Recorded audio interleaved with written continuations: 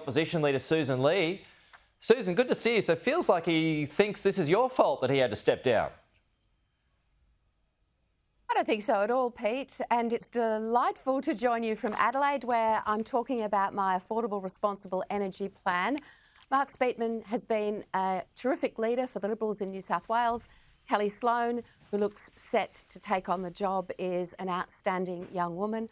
And we look forward to everyone across the country holding, whether it be state or federal governments, to account for a cost of living crisis, because New South Wales, just like Canberra, is running out of money and doesn't have a leader who can explain how the cost of living can be addressed. We really need to see something from this Prime Minister when it comes to affordable energy. And this is the one thing I'm talking about, Pete. And, you know, everywhere I go, people are nodding their head and telling me how their electricity bills are going up, how much it costs to run their small business, how it doesn't make any sense that we don't make things in Australia anymore. We're in South Australia, which has some of the highest electricity prices in the country. Right. These leaders, though, it's the second one this week, these leaders being toppled, do you think this hurts the party, though? The state parties will make their own decisions, as they should. I will not lose focus for a single second on the thing that matters to me. Because you know what, Pete? In the last 20 years, Australia has doubled our rate of emissions reduction compared to the rest of the developed world. And in the government's long-term target to 2050, we're going to have to double it again. Now, what that means is that this government is setting targets they can't meet at costs Australians cannot afford, and that's why electricity bills are going up by 40%, just 24% alone this year. And look, it really does come home to you in a state like South Australia, because manufacturing has left this state at record rates. Just one more. Energy costs are just too high. We'll get to more of that in a moment, though, Susan. Just one more on your counterparts, though. You are the federal leader, of course. There's Jess Wilson in Victoria. There's Kelly Sloan now, likely in New South Wales. Leah Finocchiaro in Northern Territory. It's all been done without gender quotas. Do you think this addresses the Liberal Party's perceived women problem? I'm talking to women, and I know women are interested in the compelling policy offering that women are delivering, because we understand what it's like when you're struggling as a mum with the bills, with the household expenses, with all of the costs leading up to Christmas. Pete, I said when I became the leader, as the first female leader of the Liberal Party and indeed the opposition, that it did send an important signal, but it was about, and it is about, much more than that, because I'm here to connect with Australians who are struggling right now. And I talked to some young mums yesterday, and it is the case that in the lead up to Christmas, it really does seem to be all coming at you with the costs of presents, of a bit of a family holiday, of the get-together and the travel, and then you're worrying about the school expenses next year.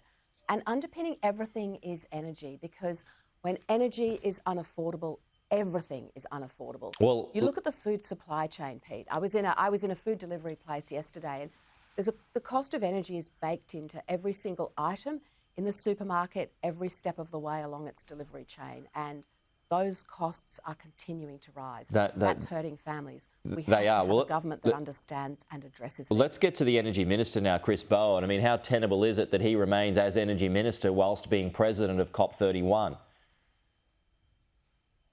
Australians don't need a part-time energy minister, a minister for global UN summit, someone who's clearly excited about the prospect of globetrotting to a variety of countries, when his real job is here at home, focusing on the one thing that we are focused on, and that is how you bring electricity prices down. So Australians do deserve better, and I'm not sure where the Prime Minister is coming from when he backs in this appointment, because I've asked him every single day this week, and I'll continue to do that today. Prime Minister, Energy Minister, when are electricity prices going to come down? Just a couple of other ones before we go, Susan. On the environmental laws, there's a report this morning that mentions you'll stare down dissident nationals and offer to pass Labor's overhaul of environmental laws next week. Are you softening the ground here to accept Labor's proposal? This is about the national interest, always has been, Pete, and what we've done is propose sensible changes to the government's laws. because we want them to work for business, industry and, of course, the environment, which needs protection. And as a previous Environment Minister, that's really important to me. But when I hear Murray Watt, the Environment Minister, saying, I don't care if I do a deal with the Coalition, I don't care if I do a deal with the Greens, what does that tell you about his motivation? Is it the national interest when it comes to these important issues, or is it just a political timeline? Right, but are you going to accept? By the Prime Minister. Get this through by the end of this year. We're going to see whether we have the right responses. What are the responses the government will give to the sensible proposals? Now, one of the things they are talking about is having an independent environmental protection agency. We believe that ministers should be in charge of protection of the environment and environmental laws in this country. Shouldn't be outsourced to a separate agency. You don't know who the CEO would be of that agency or what their motives would be or what the influence of green groups would be. So we are up for a sensible conversation about how to get this right, because we do want to see projects with a shorter timeline than they have right now. And the typical resources projects in Australia have timelines of 15 years sometimes, 4 years for something that should take 4 months.